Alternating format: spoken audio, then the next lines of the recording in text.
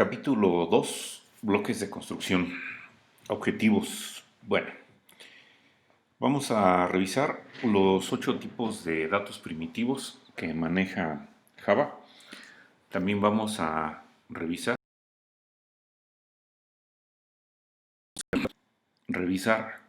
métodos de entrada de esta clase Scanner, mediante la cual se pueden hacer conversiones de lo que se ingresa a través del teclado para obtener algún tipo de dato, como pudiera ser un entero o un número real. Y también vamos a comentar cómo se puede diseñar la funcionalidad que requiere un método utilizando pseudocódigo. Bien, entonces en el primer punto habíamos ya visto un ejemplo de un programa bastante simple que por ahí mandaba un saludo, Hello World. Con la salvedad de que pues este programa pues no es de mucha utilidad, salvo para estar mandando saludos, pero algún programa que sea más completo pues va a requerir que en un momento dado pueda trabajar con datos. Esto con la finalidad pues de obtener resultados más interesantes. Entonces, parte de lo que se tiene que revisar pues es ver cuáles son los tipos de datos que permite Java para poder guardar o manejar información. Bueno, entonces el siguiente tema pues tiene que ver con los tipos de datos simples. Y entonces para la parte de lo numérica, Java permite trabajar con reales y también permite trabajar con enteros. Y para eso pues hay unos cuantos tipos de datos simples que se pueden emplear con esa finalidad. A estos se les denomina como tipos primitivos o también son conocidos como tipos escalares, ya que solamente van a manejar pues una sola pieza de información o de dato. Entonces en la tabla que está enseguida, bueno, se muestran los 8 tipos de datos disponibles que tiene Java.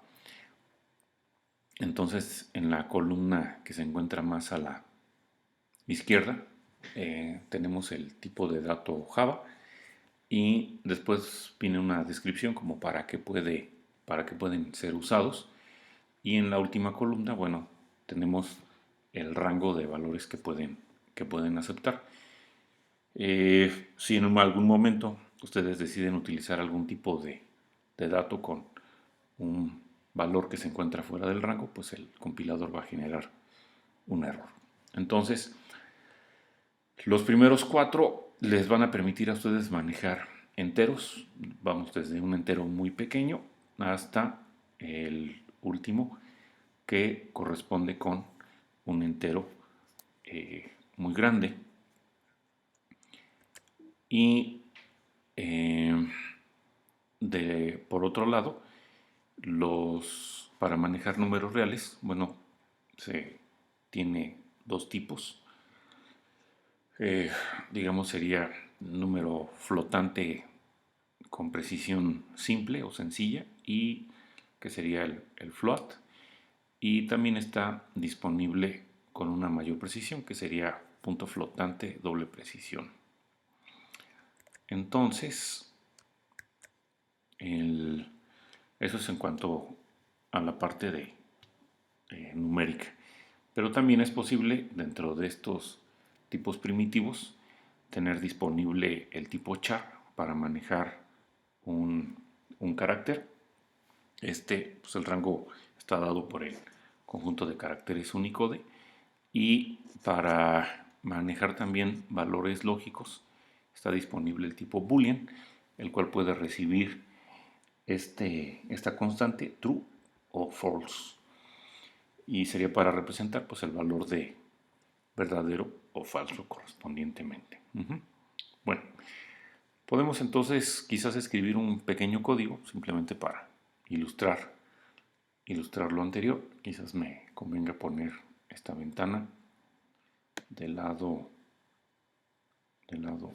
derecho y la que tiene la nota la voy a mover al lado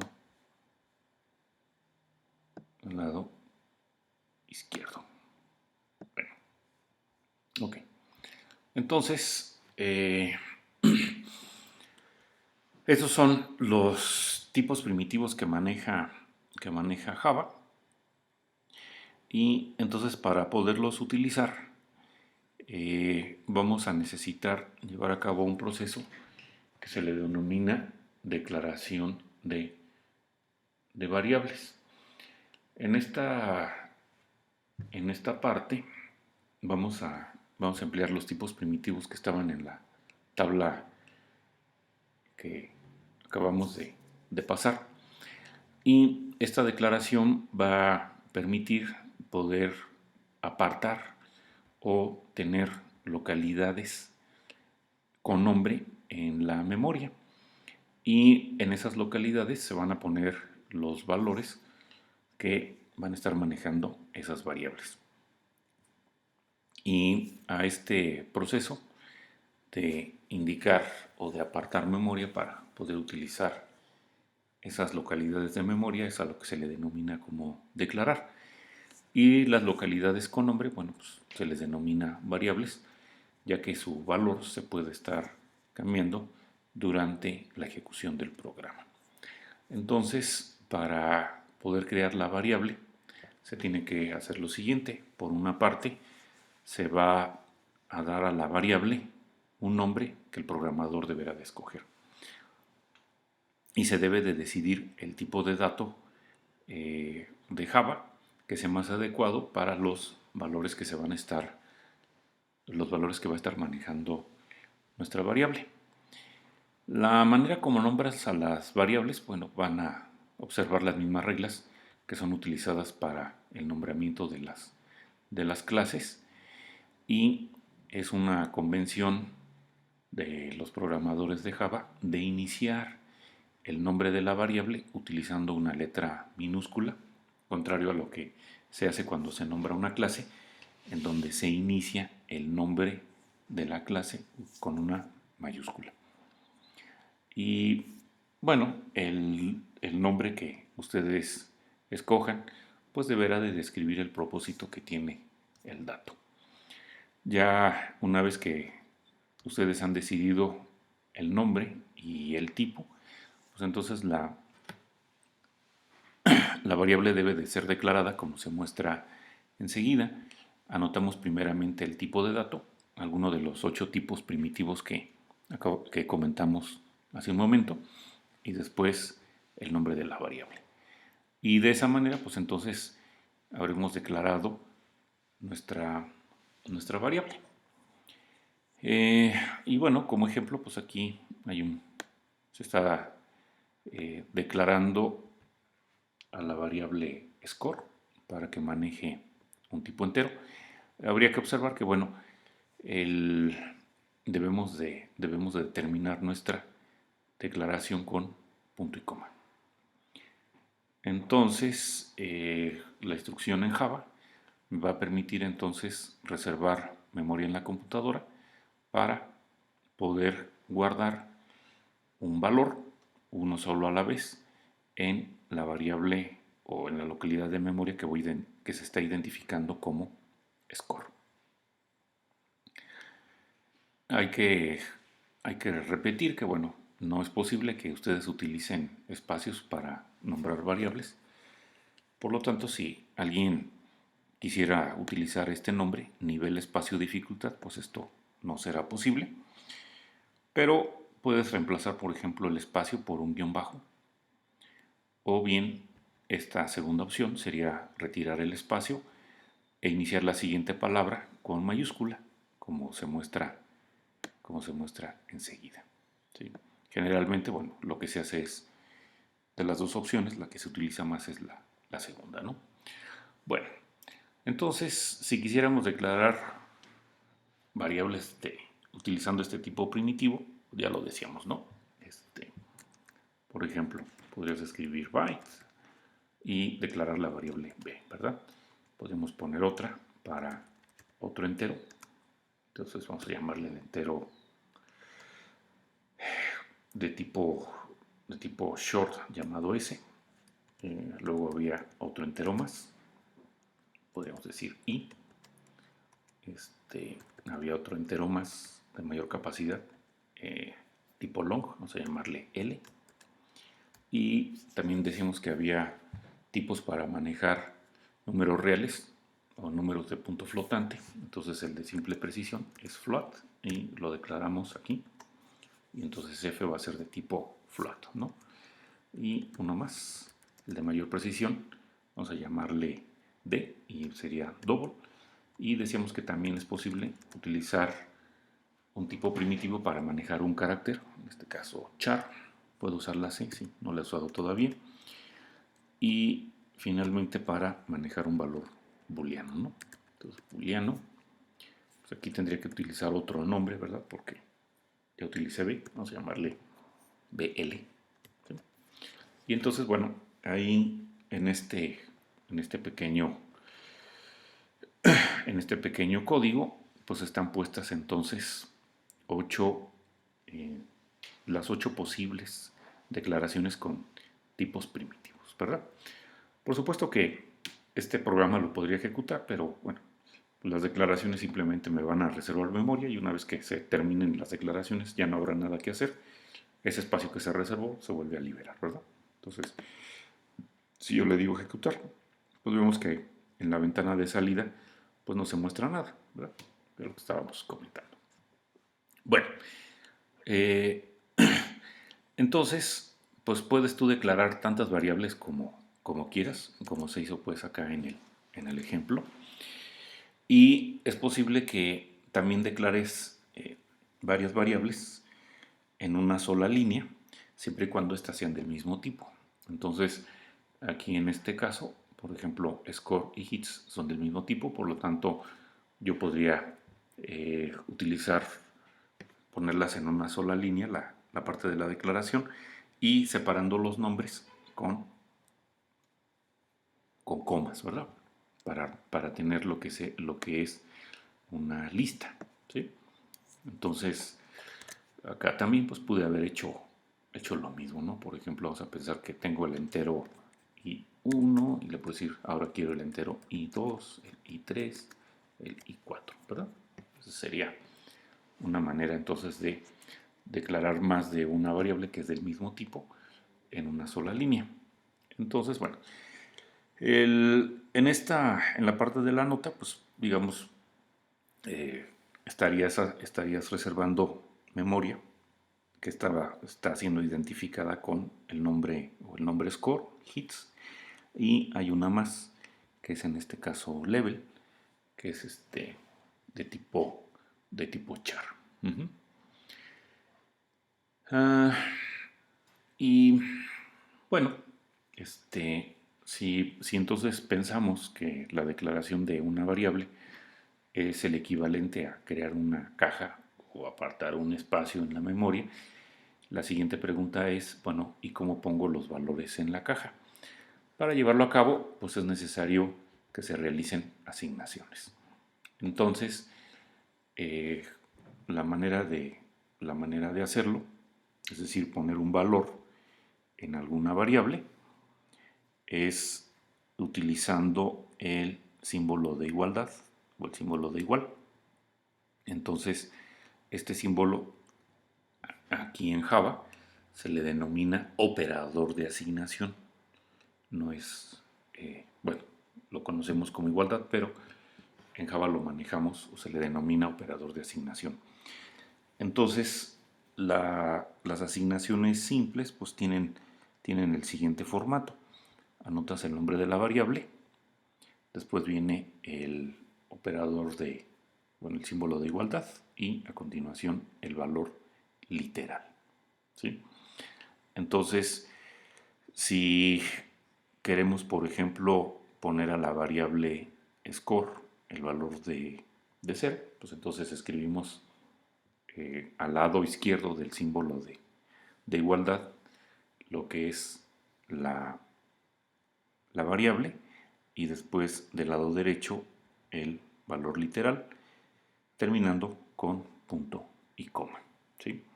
Entonces, eso lo podemos leer pues como poner el valor de score a 0 o también decir que score se hizo igual a 0.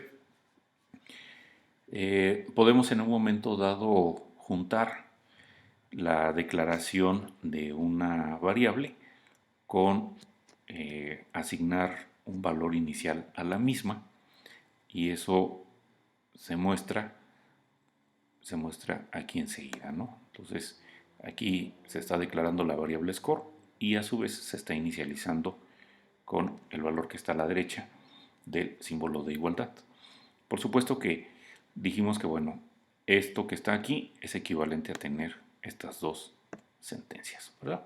Entonces, bueno, ahí tenemos una manera de compactar.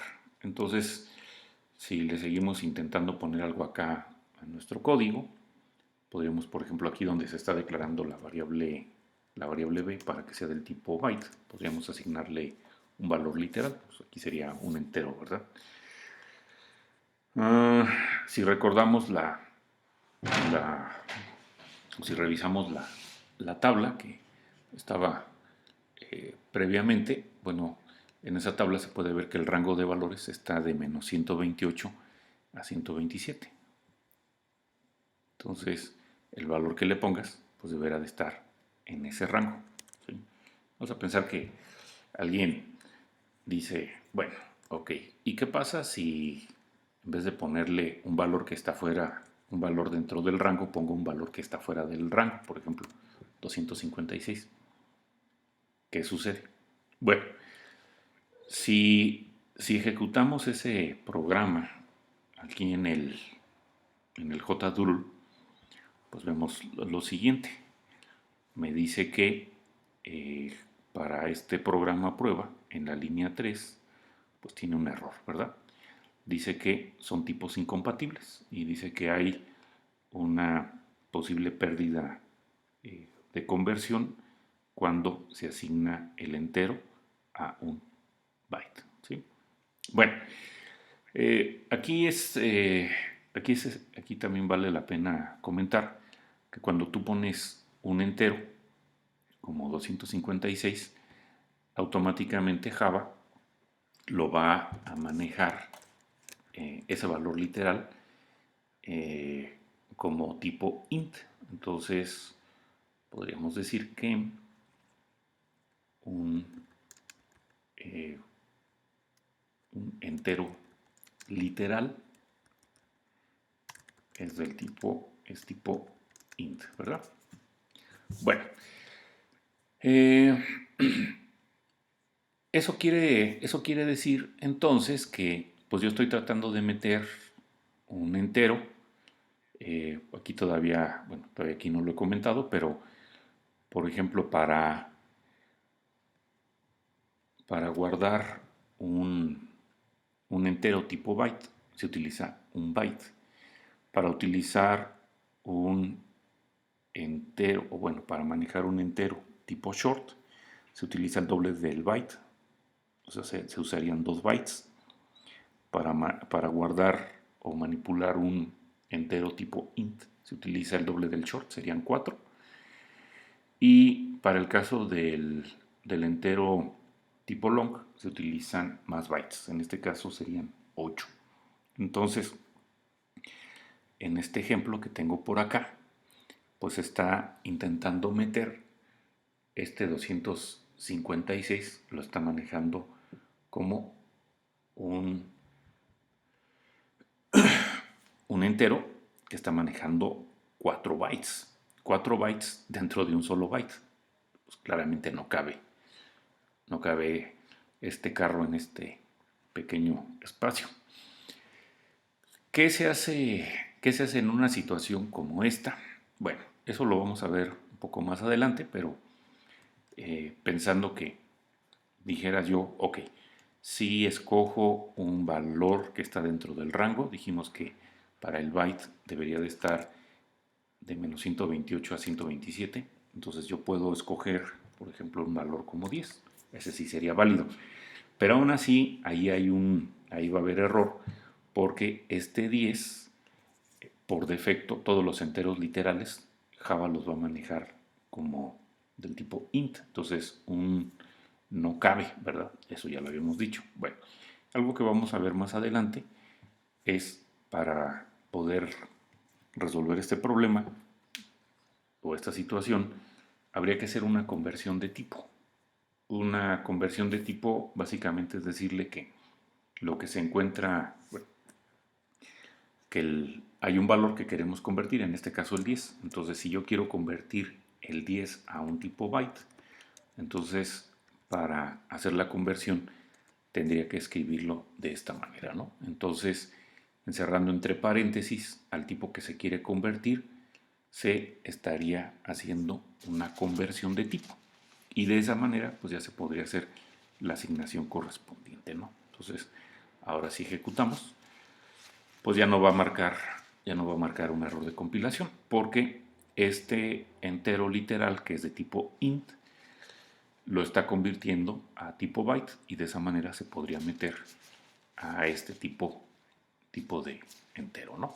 Y bueno, de igual forma, si aquí hacemos una inicialización para ese y tú pones un entero, como por ejemplo este, ese está dentro del rango, ¿no? Porque para el tipo short está de menos 32.768 a 32.767, entonces ese debe de caber. Por supuesto que no se vale aquí que yo le ponga coma, ¿verdad? O sea, debe ser el puro número entero. Pero, igual que en el caso anterior, este lo estaría manejando como un tipo int. Entonces tendría que decirle, ¿sabes qué? Hazme una conversión a un tipo short, ¿sí? Como se muestra ahí enseguida, ¿no? Para esos que tengo acá, pues no habría tanto problema, ¿no? Aquí le podría poner, por ejemplo, asignarle el valor de 1 a I1, a este asignarle el valor de 2, a este el valor de 3 y a este el valor de 5, ¿no? Y a este que es el entero largo, pues le puedo poner un valor más grande, ¿no? Quizás algo como este valor, ¿sí? Aquí, aquí habría que comentar que, bueno, este sigue siendo es una literal, también del tipo int. Todas las que hemos manejado hasta aquí han sido del tipo int. Pero si observamos, por ejemplo, acá, este, eh, los, el tipo int tiene un cierto rango. ¿Qué pasa si, por ejemplo, yo le digo, ¿sabes qué? A long le voy a asignar 2.147.483.648, es decir, este número más uno. Se supone que lo podría guardar dentro de este long, ¿no? Vamos a ver. Entonces lo voy a... Dije que le iba a poner 2.147.483.648, ¿verdad? Le voy a poner ese valor. Y ahora voy a compilar. Ups. Pues aquí me genera un error. Me dice que este número entero, el 2.147.483.648, es muy grande. ¿Por qué es muy grande? Bueno, porque si recordamos el tipo entero, pues nada más puede llegar hasta el valor que me está dando el error, menos 1, ¿verdad? Entonces, ¿cómo le digo yo que este entero que tengo aquí no es un entero, tipo int, sino es un entero tipo long? Bueno, para indicárselo, cuando estás utilizando un entero literal, tendrías que utilizar, terminar el entero, ya sea con una L minúscula o una L mayúscula. Perdón, aquí te lo tenía seleccionado. Entonces decía, lo voy a terminar con una L mayúscula, así. ¿Sí? Y de esa manera, entonces, ya le estás informando tú al compilador que este número que tienes aquí no se trata de un entero literal tipo int, se trata de un entero literal tipo long, ¿verdad? Entonces, Aquí le estoy diciendo, esto es un entero literal, tipo long, ¿sí? Entonces, todos los enteros que en un momento dado se manejan en Java van a ser del tipo int. Si quieres que utilice el otro entero, el de mayor capacidad, entonces en una literal, entonces deberás determinarlo con una L minúscula o L mayúscula. Se prefiere más la L mayúscula sobre la L minúscula para no confundirla con un 1. Y bueno, más al ratito vamos a comentar que las operaciones aritméticas que se pueden realizar con estos números enteros, pues solamente Java las va a trabajar ya sea con int o con long, ¿sí? Byte y short simplemente sirven para guardar, pero no se hacen operaciones con ellos. Podría decir alguien, bueno, ¿y qué haces en ese? ¿Y qué tal que yo quiero manipular o hacer alguna operación aritmética con algún entero que es byte o que es short? Bueno, se puede poner la expresión, nada más que en este caso Java lo que hace es convierte de manera implícita lo que era byte a un tipo int o lo que es un short a un tipo int. ¿Sí? Entonces, si quieren, lo comentamos, ¿no?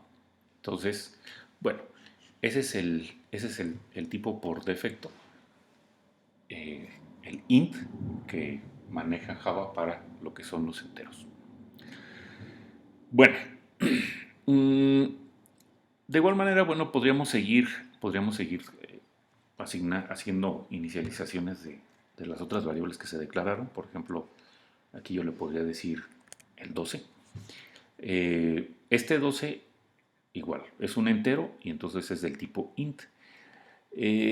Generalmente ustedes van a poder poner un, una- un valor literal en alguna variable, bueno, cuando sea del mismo tipo, como por ejemplo lo que se hizo aquí no hay ningún problema, ¿verdad? O como lo que se está haciendo por acá, ¿sí?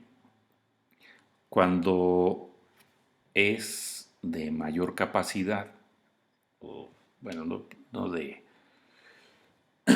cuando es de mayor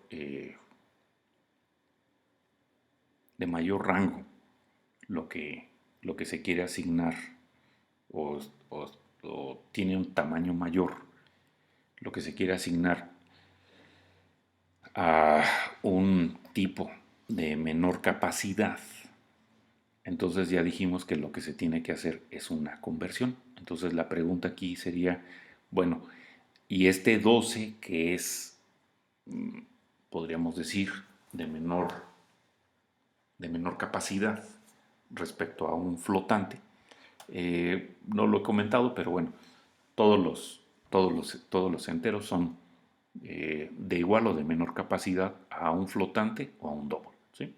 Entonces,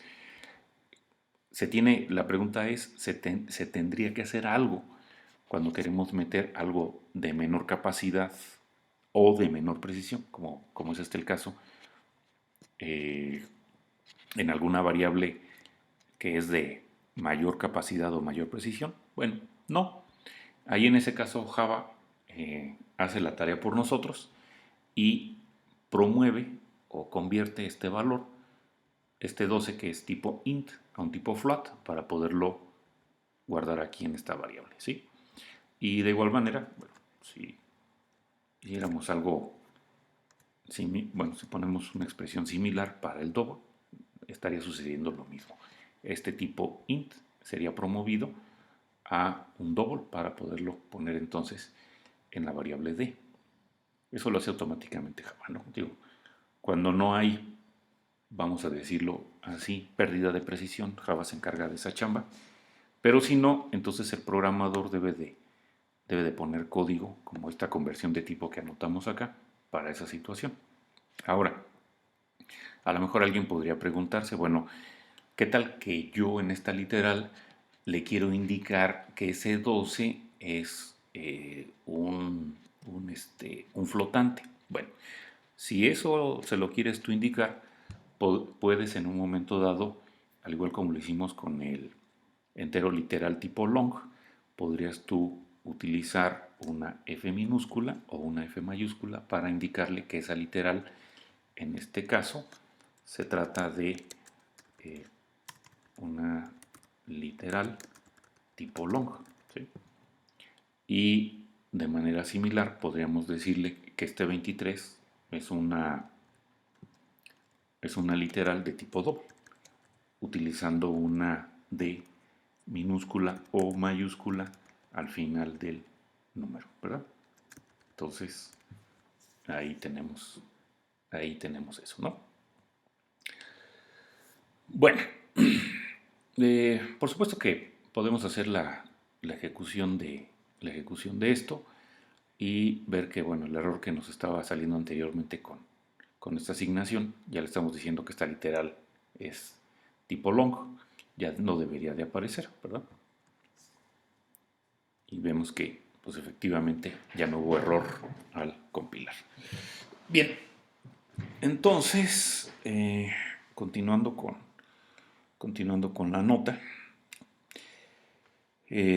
bueno, ya comentamos la parte de las asignaciones. Aquí otra asignación que, bueno, por aquí son estas dos últimas, es ¿qué haces cuando quieres poner un carácter a una variable que se está declarando como tipo char? Bueno, en este caso vas a poner el símbolo, por ejemplo, no sé, quieres que se maneje la letra A mayúscula. Y esta letra o este símbolo debe de ser encerrado entre comillas simples. Aquí es importante que ustedes estén conscientes de que una cadena de caracteres, que es una secuencia de símbolos, va a estar encerrada entre comillas dobles, como por ejemplo en el primer programa que se escribió de Hola Mundo. Recordarán que el Hello World quedó encerrado entre comillas dobles. Pero cuando vamos a trabajar con una literal carácter, bueno, se utiliza en este caso la comilla simple, ¿sí? Y aquí para el valor booleano, bueno, pues también podríamos hacer una inicialización. Entonces, aquí podrías ponerle, por ejemplo, false o podrías ponerle true, ¿sí? No se encierra entre nada, simplemente se ponen estas constantes, ¿no?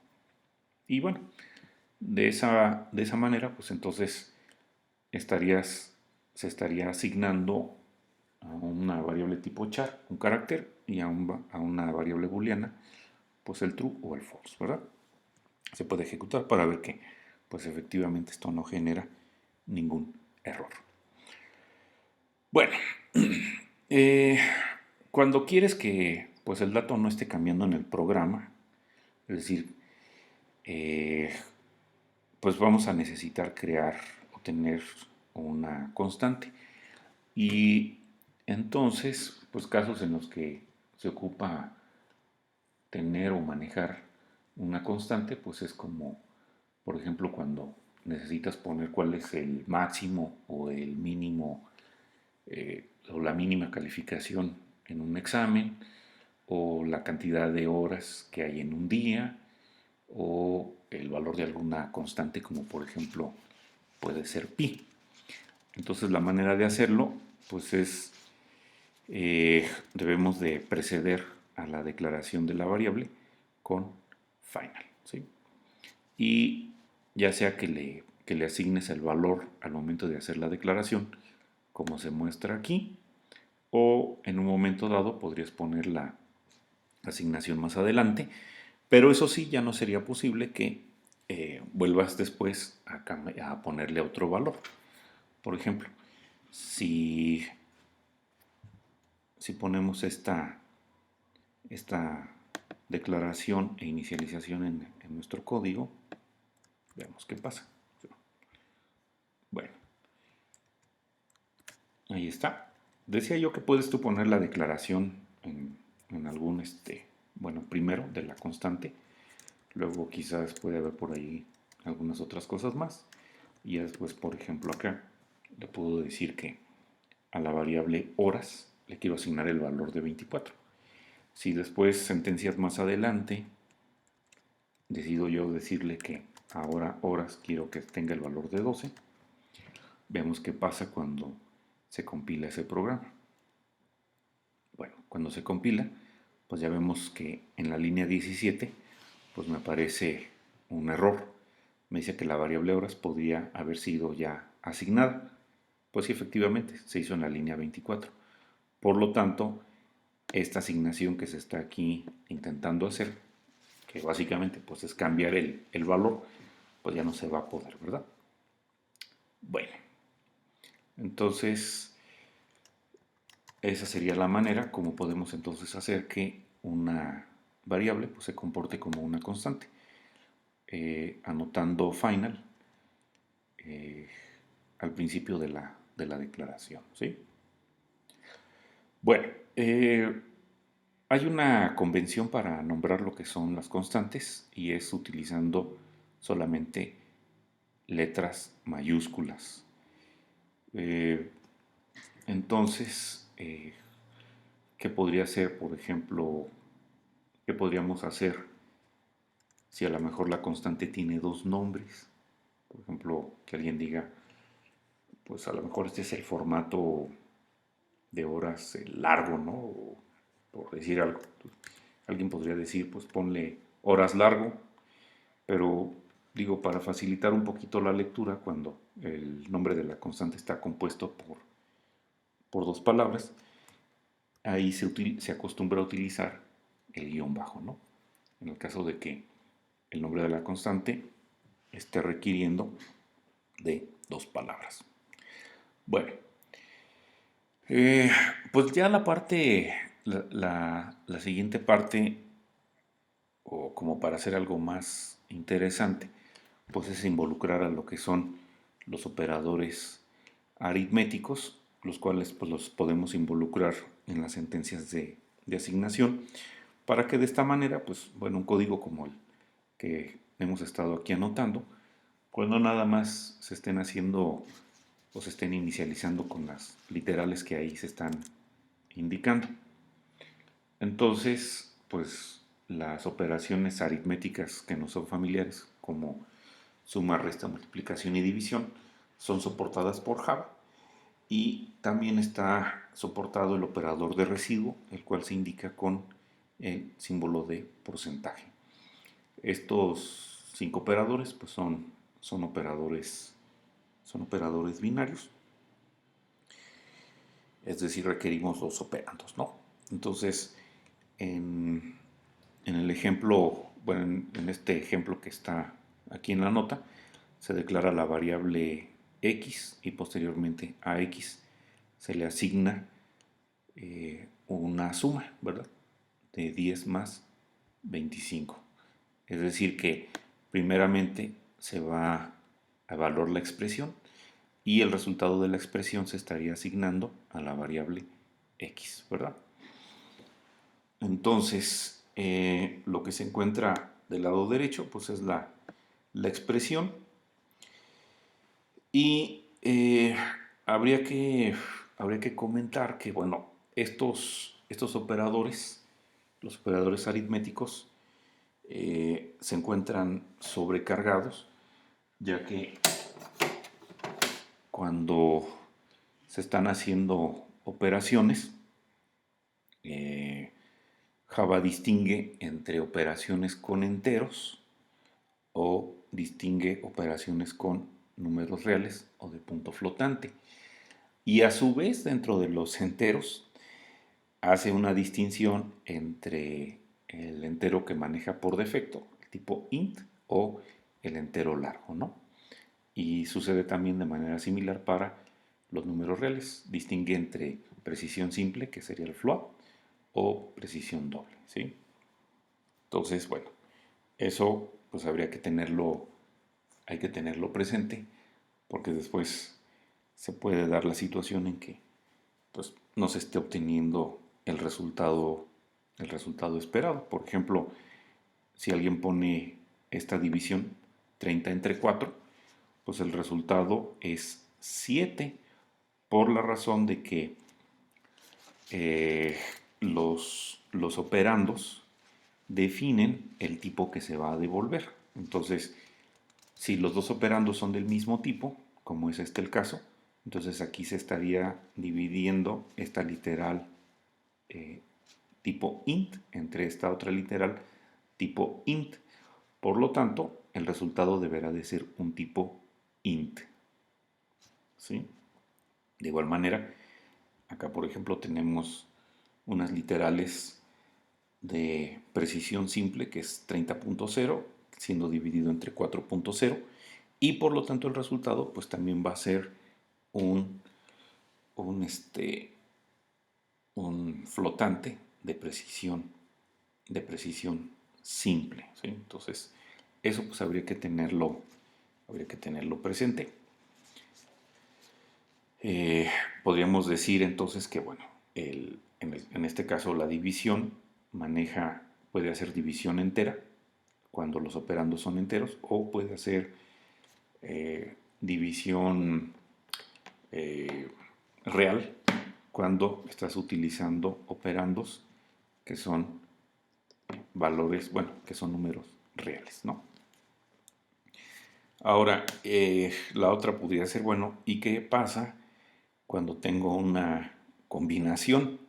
Por ejemplo, vamos a pensar que el primer operando es de un tipo y el otro operando es de otro tipo. Bueno, lo que hace Java pues va a unificar los tipos y los va a unificar de tal manera que no haya pérdida de capacidad ni tampoco haya pérdida de precisión. Y entonces Java lleva implícitamente una promoción de el de menor capacidad al tipo de mayor capacidad o el tipo de menor precisión al de mayor precisión, ¿no? Entonces, una división en donde, por ejemplo, está involucrada esta literal de eh, número real de precisión simple con este 4 que es un entero, pues entonces Java va a promover este 4 para que sea del mismo tipo del 30. Entonces estaría realmente haciendo esta división y el resultado pues sería por lo tanto 7.5. ¿Sí? Entonces pues hay que recordar esa situación que los operadores aritméticos están sobrecargados para trabajar con aritmética de enteros o con aritmética de números reales y que a su vez dentro de los enteros puede ser con tipo int o puede ser con tipo long. Y vuelvo a repetir, los dos primeros tipos que vimos en la tabla, byte y short, no son, no son usados, o bueno, no son empleados directamente con estos operadores aritméticos. En ese caso, esos tipos, el tipo byte o el tipo short, es promovido a un tipo int. Bueno, eh, entonces, en estas asignaciones que hemos comentado, bueno, ya decíamos que por un lado, a la derecha del símbolo de igualdad, pues está lo que es la expresión, ¿verdad? Y al lado izquierdo del símbolo de igual, pues está lo que es la variable.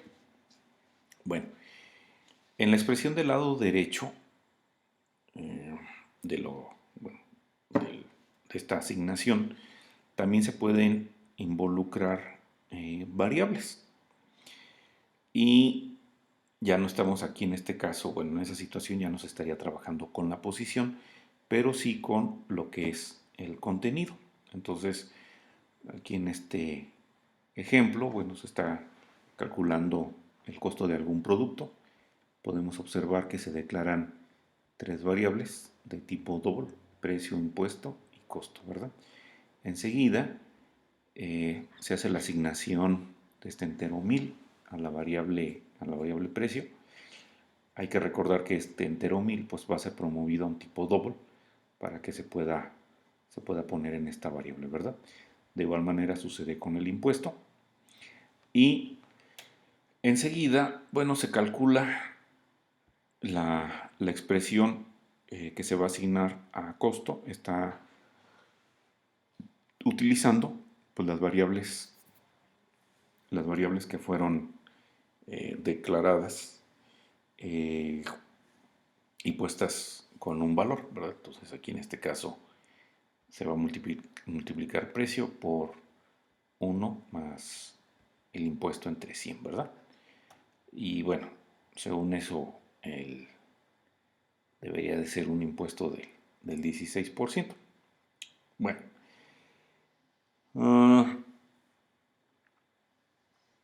por supuesto que no hay alguna restricción para que utilicemos el nombre de la variable a la que se está asignando en la propia expresión. Es decir, que podemos utilizar el viejo valor que tiene la variable en la expresión para obtener un nuevo valor para esa variable. De esta manera se podría evitar crear una nueva variable, como sucedió acá en este ejemplo. Tuvimos que declarar una variable costo para poner o dejar el nuevo valor que tiene, bueno, que estaría alcanzando precio. Se puede reemplazar, podemos declarar solamente precio e impuesto y el cálculo que se está haciendo aquí se puede dejar en alguna de las variables que se está usando, en este caso en precio. Bueno, entonces podríamos cambiar la última línea del código anterior por esto que está aquí, ¿verdad? Entonces, este precio que se está aquí involucrando es el valor viejo y este precio que tengo acá pues va a ser el valor nuevo. Bueno, también hay que tener cuidado que cuando vayas a utilizar una variable en el lado derecho de una expresión, en una asignación, sin antes haberle dado un valor, vas a tener un error de compilación y estaría ahí indicando que se está intentando usar una variable antes de hacer la inicialización. ¿Cómo puede suceder en este fragmento de código? ¿No? Vamos a pensar que yo agarro este código y lo vamos a probar para ver que efectivamente pasa eso. Entonces voy a cambiar todo esto que tenía acá por lo que acabo de seleccionar. Ahí está. Bueno, déjenme acomodarlo un poquito, que se vea para que las sentencias queden sangradas porque están adentro del método. Entonces vemos que se declara la variable precio y se hace la inicialización. Luego se declara la variable impuesto. Y acá, bueno, también quizás habría que declarar la variable costo para que esto tenga sentido. Entonces aquí en esta asignación a la variable costo se va a utilizar precio y se va a utilizar el impuesto, ¿verdad? Entonces ya decíamos que si intentamos utilizar una variable a la cual no le has asignado un valor, te va a generar un error al compilar. Veamos qué pasa. Aquí lo vemos, ¿verdad? Entonces nos está marcando que en la línea 5, que es la que está seleccionada, hay un error. Dice que la variable impuesto podría no haber sido inicializada. Y sí, pues efectivamente no está inicializada. Entonces, ¿cómo se arregla esto? Pues escribiendo o inicializándola con el valor de 16, ¿verdad? Si ejecutamos, pues ahora ya no genera ningún error. Bueno, también es posible que en un momento dado ustedes incrementen una variable en 1 y la manera de indicarlo pues es como se muestra ahí enseguida, ¿verdad? Aquí le estamos diciendo en este caso que el valor viejo que tiene x queremos que le sume 1 y lo asigne para que x ahora tenga el nuevo valor, ¿verdad? Si por ejemplo x tenía un 5, pues bueno, después de que se hace esta asignación, pues x va a tener el valor de 6. Dice aquí que hay una manera como se puede poner eso de forma abreviada y es utilizando dos símbolos de más. Estos símbolos de más se pueden poner adelante de la variable, como se muestra aquí, o podrían aparecer antes de la variable. Ahorita vemos cuál es la diferencia entre usarlo de un modo o utilizarlo del otro. Entonces, ese más, pues es al que se le conoce como operador de incremento unario. Y de igual manera, como hay una manera para incrementar una variable numérica en 1, pues también se puede hacer un decremento en 1 utilizando el menos menos. Bueno, estos operadores pues se pueden también involucrar en lo que son expresiones y entonces ya cuando se involucran en una expresión, bueno, ahí sí importa si este operador de incremento unario se coloca antes de la variable o se coloca después de la variable. En caso de que esté antes, es a lo que se le denomina como modo prefijo, o si se encuentra adelante, pues estaría en modo posfijo. Entonces, sí es importante, sí hay diferencia entre poner el más o el operador de incremento después de la variable o ponerlo antes de la variable, ¿no? En este primer caso, lo que estaría haciendo el programa sería el valor que tiene la variable x se le va a asignar a y después se estaría incrementando. ¿Sí? Entonces, en este otro caso, vemos que lo que se está haciendo es, primeramente se hace el incremento de la variable x y ya que se incrementó, entonces S es asignado a la variable y, ¿verdad?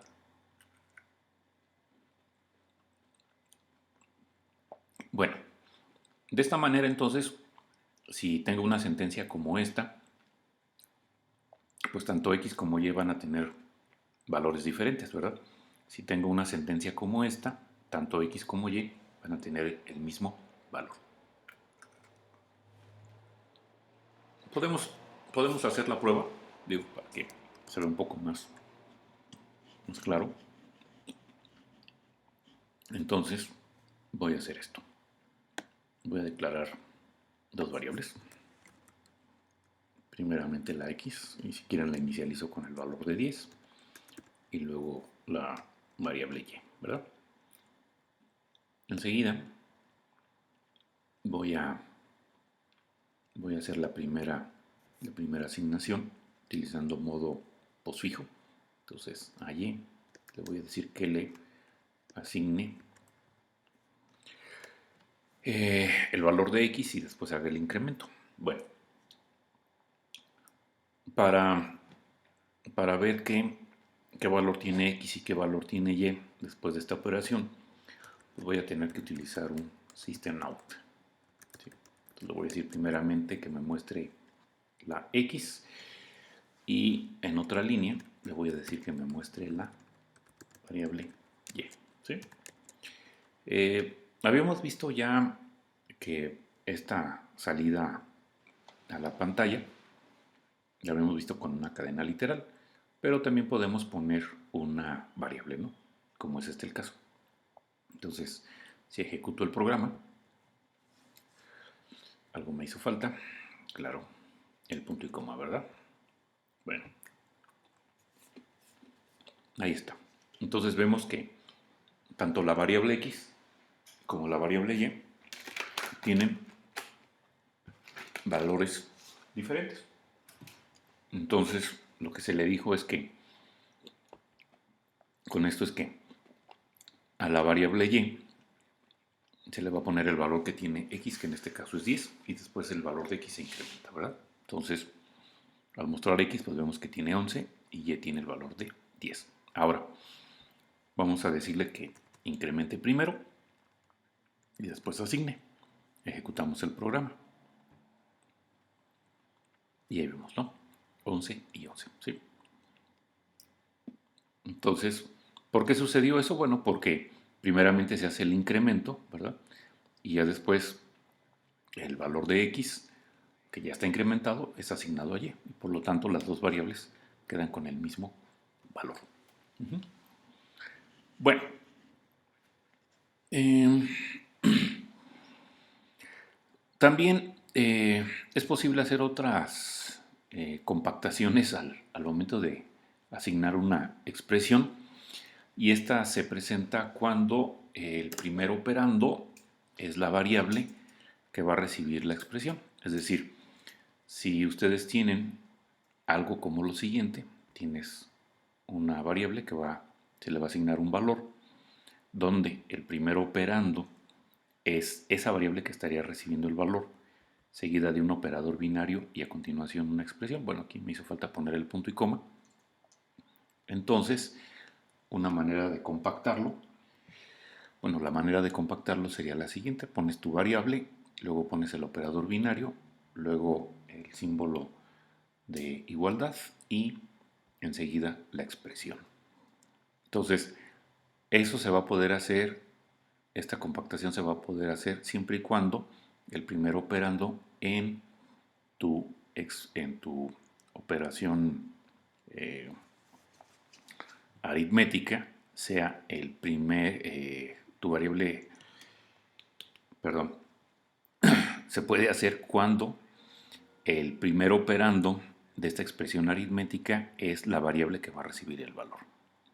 Bueno, entonces una asignación como esta, a y asignarle lo que tiene y restado por x, lo puedes compactar de esta manera, ¿sí? Entonces, podríamos hacer alguna pruebita. Bueno, para esto voy a ponerle un valor a y. ¿Te gusta si le pongo, por ejemplo, 50? Y entonces lo que le estamos diciendo es que a y le quiero asignar el valor que tiene y menos el valor de x. Voy a mostrar ahora nada más el valor que tiene la variable y. Voy a quitar esta sentencia que me está mostrando la variable x. Y vemos el resultado. Lo que esperamos pues es que salga un 40, ¿verdad? Entonces, esta dijimos que la podemos reescribir de esta manera, como y, luego el operador binario, después el signo de igual y seguido del segundo operando, pues en este caso es la x, ¿verdad? Entonces, a eso sería equivalente. Entonces, al ejecutar, pues vemos que nos da el mismo resultado. Bueno, bien, pues entonces para ver para ver los resultados, bueno, ya veíamos que si ponemos un código como este, pues en la salida no vamos a ver nada, ¿verdad? Y no vemos nada por una razón muy simple. Yo tengo otra ventana, este código. Este código, decíamos, si lo ejecutamos, pues no me muestra nada. Y la razón por la cual no me muestra nada, pues es porque no hay ninguna sentencia de salida, ¿verdad? Acá en estos ejemplos que estuve haciendo, pues sí tenía mi sentencia de salida, system.out.println, para mostrar alguna variable, ¿verdad? Bueno, entonces, bueno, ya vimos que println y también print, pues no nada más los podemos utilizar para mostrar una cadena literal como hello world, sino que también podemos en un momento dado poner algún valor, alguna literal, o alguna, o alguna expresión en donde esté involucrado algún tipo primitivo con alguna otra literal, ¿no? Entonces, por ejemplo, si alguien quisiera mostrar en la pantalla 9 al cuadrado, pues podría poner una dentro de, dentro de los paréntesis del método print, podría poner una expresión como 9 multiplica 9, ¿verdad? O podría escribir quizás algo más complejo, como por ejemplo una cadena literal, que en este caso es costo espacio igual espacio. Recordar que aquí este operador es el operador de concatenación y va a concatenar lo que tengo aquí, ¿verdad? Esta expresión. Aquí se están utilizando estos paréntesis, bueno, para indicar que se haga primeramente esa expresión. Digamos, tiene el mismo significado que los paréntesis que en, en las matemáticas, ¿no? Cambiar el orden de la prioridad de evaluación, ¿sí? Y bueno, de esta manera, pues entonces en la pantalla, pues yo debería de ver, pues el, esta cadena, ¿no? Que diga costo igual a 45, ¿no? Digo, puedo agarrar esta y pegarla acá. Bueno, de donde sea, me da igual. Por ejemplo aquí, ¿verdad? Decirle que ejecute y pues debe de aparecer sí, ¿verdad? Hay un error. Debería de decir 450, no 45. Bueno, parte de lo que tengo que ajustar en la nota. Bien, tomo nota de ese detallito. Bueno, entonces, pues se hace se está haciendo un cambio, un ajuste al programa para que pues ya se utilicen las sentencias println para mostrar pues algo más, bueno, para mostrar en la salida pues algo que sería el resultado de lo que se está haciendo aquí, ¿verdad? Entonces voy a reemplazar esto por este otro código, que sería la clase encuentra costo 2 y la voy a ejecutar. Y bueno, pues ahí puedo ver, ¿no? Me dice que el costo con impuesto pues es 1160, ¿sí? Bueno, un programa como este, el encuentra costo 2, pues tiene una pequeña limitante, ¿verdad? Que es, ¿qué tal que quieres utilizar otro precio o que quieres utilizar otro impuesto? Bueno, si quisieras trabajar con otro precio, pues tendrías que venirle a modificar al código fuente y acá al impuesto, pues no sé, ponerle quizás un 20, ¿no? Y a continuación darle aquí al botón execute. Cuando haces eso, bueno, pues se compila y después se ejecuta en la máquina virtual, ¿verdad? Y ya me da el resultado. Pero como usuarios, pues nos gustaría algo donde no tengamos que andarle moviendo al código fuente. ¿Qué tal que en este caso mejor el programa te pide el precio y te pide el impuesto, ¿no? Y así entonces, si ya te lo está pidiendo, pues no tendrías entonces la necesidad de estar modificando el el código fuente, ¿verdad? Bueno, eh, entonces veamos veamos esta siguiente sección que tiene que ver con la clase Scanner. La clase Scanner se utiliza para poder convertir la información que es ingresada a través del teclado. Scanner pues forma parte de lo que es un paquete. Un paquete va a ser un conjunto o una colección de clases precompiladas y entonces Scanner forma parte de un paquete llamado util. Para poderle informar al compilador que se quiere hacer uso de esta clase, pues es necesario utilizar el comando import y, eh, y de esta Y de esta manera, pues ya podemos entonces utilizar dentro de nuestra clase a esa clase escáner.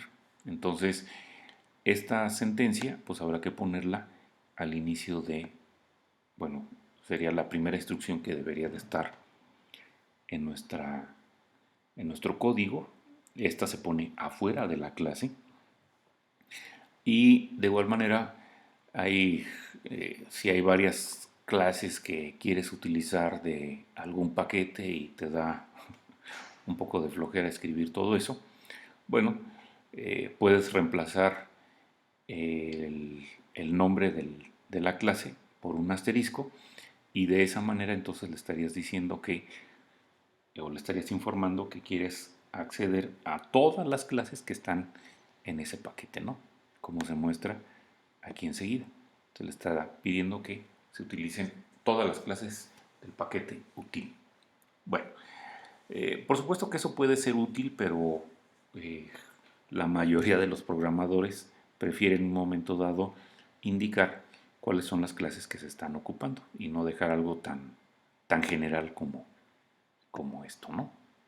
Bueno, ya una vez que le dijiste o le informaste al compilador eh, que quieres utilizar la clase de algún paquete, entonces lo siguiente para poder utilizar los métodos, así como utilizamos por ejemplo system out, println, también la clase scanner pues tiene métodos que van a permitir hacer esa manipulación que estaba comentando. Para esto va a ser necesario que se ponga una instrucción como la que está aquí enseguida. Bueno, eh, pues lo que se está haciendo es, se está declarando un tipo para que sea escáner. Ya habíamos visto declaraciones con tipos primitivos. Bueno, también se pueden hacer declaraciones utilizando en este caso clases, que es este el caso. Y vamos a asignar a este tipo un objeto. Para crear el objeto se utiliza esta palabra reservada new, seguida del constructor de la clase. El constructor de la clase tiene el mismo nombre de la clase. Entonces, si vamos aquí a crear un objeto de tipo escáner, pues entonces el constructor se llama escáner, ¿no? Algunos constructores hay que pasarles algo. En este caso, a este constructor le voy a pasar system_in. System_in es el objeto que va a permitir referirnos a lo que es la entrada desde el teclado. Digamos que es el objeto que va a ir teniendo los caracteres que se van tecleando, ¿no? Entonces, eso es lo que vamos a necesitar. Eh, y esto nada más se tiene que hacer una vez que tú ya tienes tu declarado y creado tu objeto escáner. Solamente es suficiente hacerlo una sola vez. No es necesario pasarse declarando y creando varios objetos escáner. Con uno que tengas es suficiente. Bueno, esta clase escáner pues tiene varios métodos para manipular la entrada. Aquí les dejé una liga que los lleva a una página del curso donde se pueden ver esos métodos y cada uno de estos pues va a estar asociado o va a estar devolviendo un tipo diferente de acuerdo a la entrada.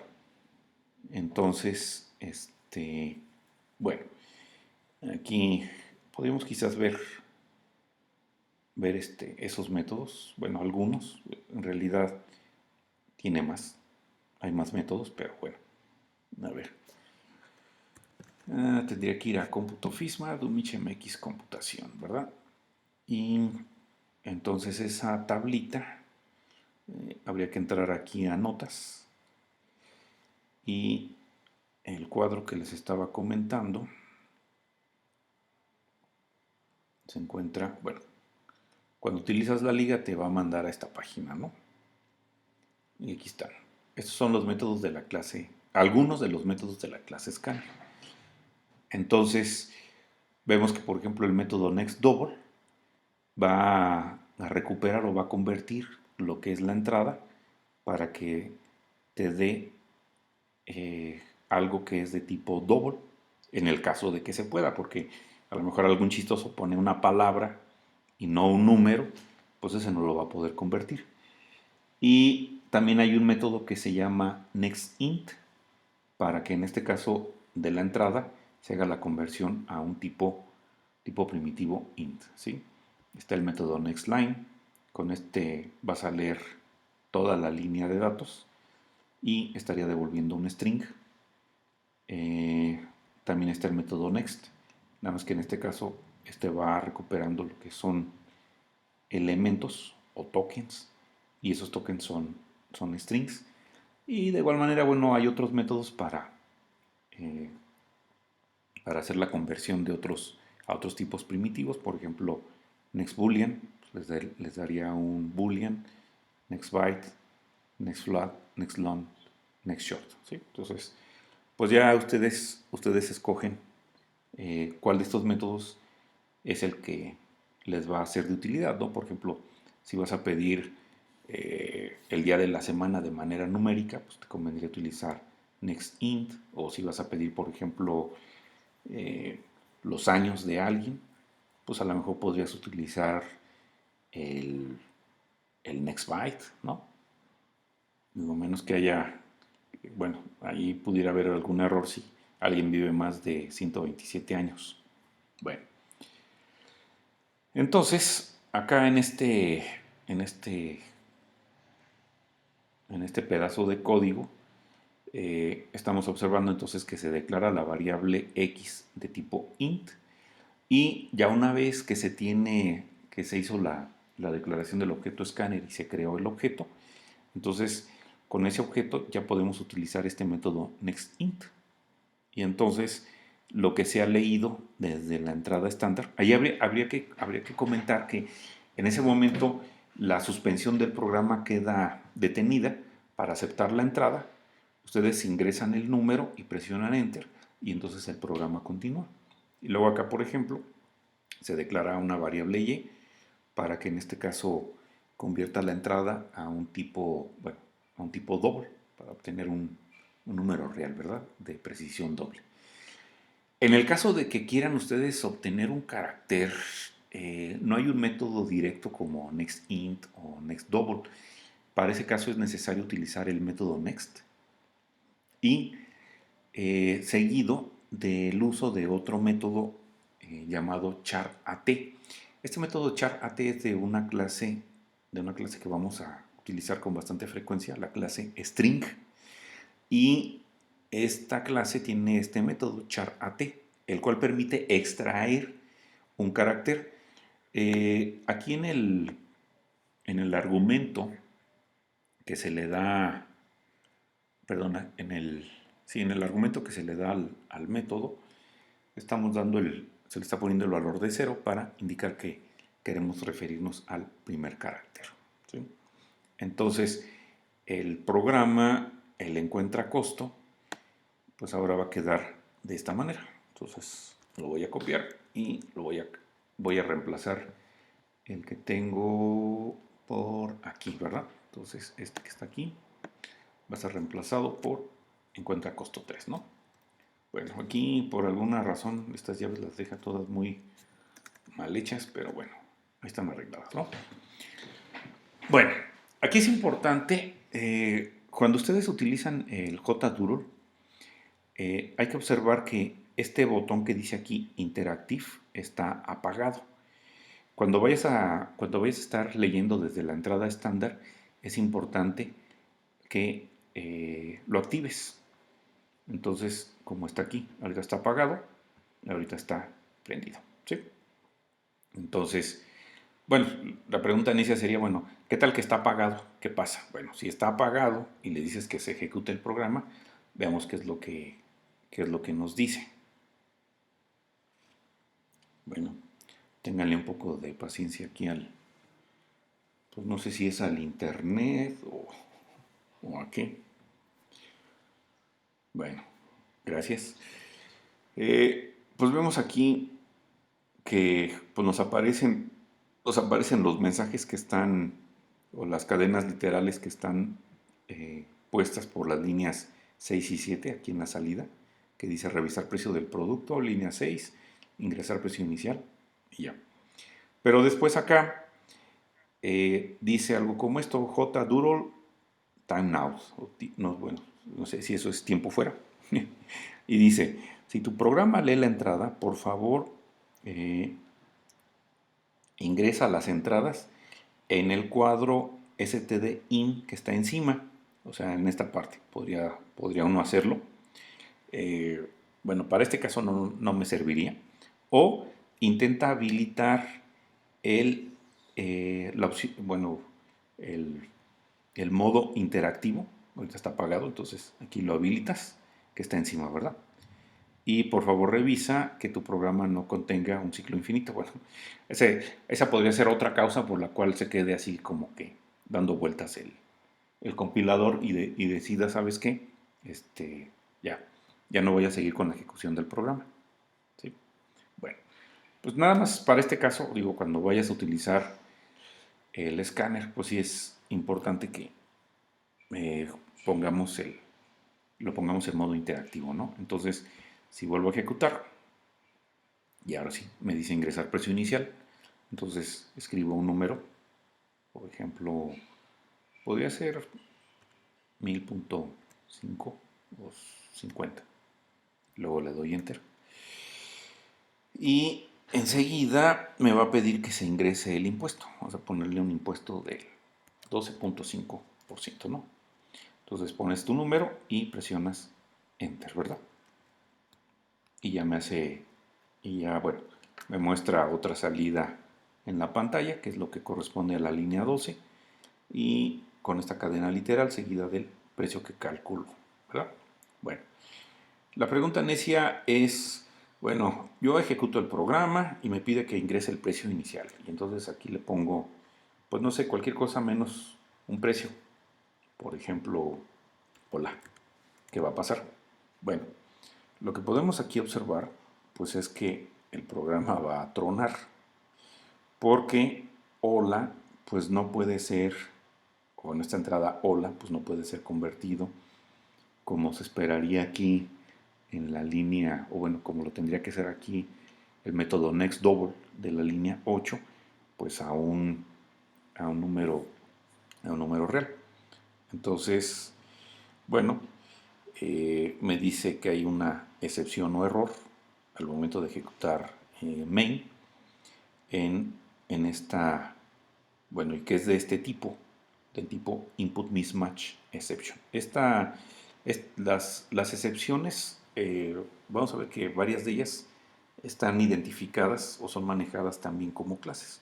Pues por eso aparece esa situación, ¿no? Y ya si uno sigue revisando, bueno, las siguientes líneas, estas son las llamadas que se hicieron previamente y que me llevaron a esa excepción. Entonces, si se fijan al final dice que, por ejemplo, esto sucedió en encuentra costo 3.java en la línea 8. Entonces, acá lo podemos ver, efectivamente en la línea 8, ¿no? Eh, y eso fue, ahí se está utilizando el método next double. Entonces, next double, aquí se utilizó, a su vez utilizó otro método que se llama next.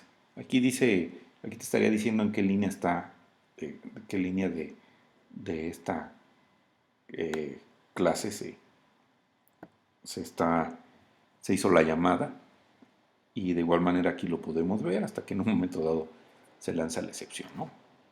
Bueno, entonces, pues eso es lo que pasa en el caso de que intentemos poner una entrada no válida.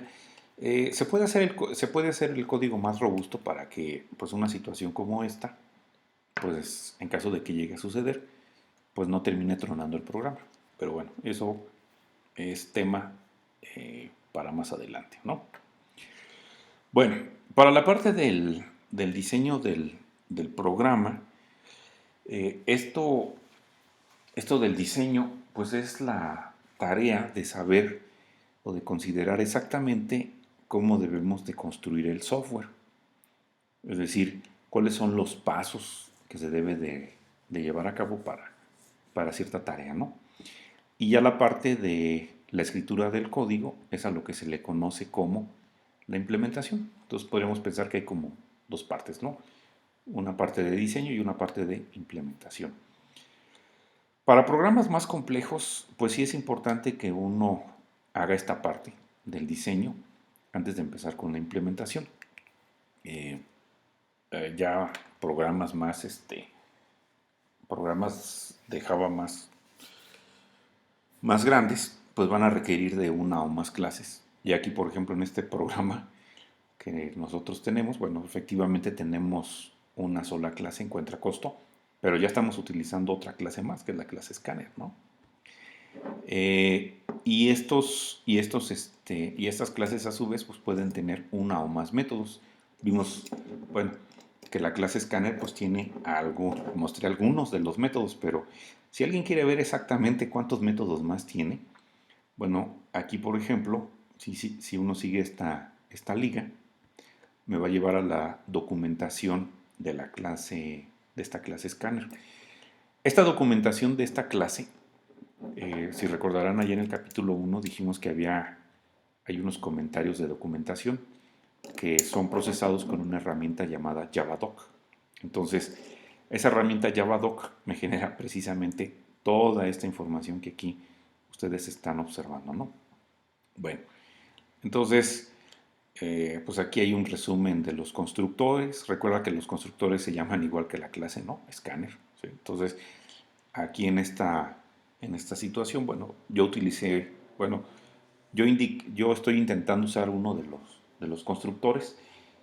Java hace automáticamente la selección del constructor dependiendo de lo que le estés pasando. Y luego acá está lo que es el resumen de los métodos, ¿no? Aquí en este caso podemos observar que eh, se hace bueno, aparece un- una palabra, básicamente es el tipo o no devolver nada, y el nombre del método y luego aparece un resumen, ¿no? Entonces, en esta tabla pues aparecen todos los métodos que tiene en este caso la clase Scanner, ¿verdad? Y bueno, pues ya dependiendo del método, pues uno puede, consultando esta documentación, puede saber qué te estaría devolviendo, ¿no? Por ejemplo, hace un momento estábamos comentando que estaba por ahí el método NextBoolean, ¿no? Entonces, este método NextBoolean me estaría devolviendo lo que está indicado en esta columna, un valor booleano. Y bueno, aquí me dice en inglés, pues qué es lo que hace este método. ¿Sí? Bueno, pero bueno, el primer programa y los que hemos visto hasta ahora, pues han tenido una sola clase y un solo método, ¿verdad? Entonces, ya en la parte de la implementación del método, que digamos que sería el nivel más bajo, para poder definir este comportamiento, cuando haces el diseño del método, pues generalmente uno lo da hace el diseño como abuelo de pájaro, o sea, lo ve como un poco más grueso, no se mete tanto a las peculiaridades del lenguaje o los detalles finos que ocupa el compilador de Java, como es la parte de declarar variables, colocar los puntos y comas en las sentencias, llevar o usar correctamente los símbolos de agrupamiento. Entonces, un lenguaje de codificación de propósito general para hacer esta tarea, es decir, para indicar qué es lo que se quiere hacer sin, sin seguir un conjunto de reglas para algún lenguaje particular, es lo que se conoce o se maneja como pseudocódigo. Entonces, un ejemplo de pseudocódigo, pues es el que está enseguida para el método main del programa encuentra costo 3. Entonces, generalmente, bueno, se indica en dónde empieza, dónde termina, y ya después con palabras ya sea del inglés o del español, aquí uno puede decidir el diseño como mejor guste. Incluso cuando ya, por ejemplo, si llegan a buscar por ahí algún algoritmo en Wikipedia, van a observar que eh, hay una manera general de indicar el diseño del algoritmo o de un conjunto de instrucciones para hacer algo en pseudocódigo. Bueno, entonces el pseudocódigo para el método ese que está en el programa Encuentra Costo 3, pues básicamente es, primero, pues mostrar el título del programa. Me puedo regresar a ver si efectivamente, ¿sí? Es lo que se está haciendo aquí en la línea 6. Mostrar, ingresar el precio o pedir el precio, lo que se hace en la línea 7. Ingresar el precio, bueno, es lo que se pretende con la línea 8. Mostrar, ingresar el impuesto, es lo que corresponde a línea 9. Ingresar el impuesto sería la siguiente, la línea 10. Y luego poner a la variable precio con esta expresión que está aquí, ¿verdad? Y eso es bueno, lo que se hace en la línea 11 y finalmente mostrar el nuevo precio, ¿no? Y es lo que se hace en esta parte. Pero aquí en este pseudocódigo pues no nos pusimos quisquillosos con los puntos y comas, con el uso de los símbolos de agrupamiento o con la declaración de variables, no. Pero bueno, parte de lo que busca este curso, pues es que ustedes precisamente tengan esta capacidad de que si en un momento dado tú tienes un pseudocódigo, pues puedas obtener su correspondiente implementación en Java. Bueno, pues con esto estaríamos entonces terminando este capítulo 2. Agradezco su tiempo y su atención. Hasta pronto.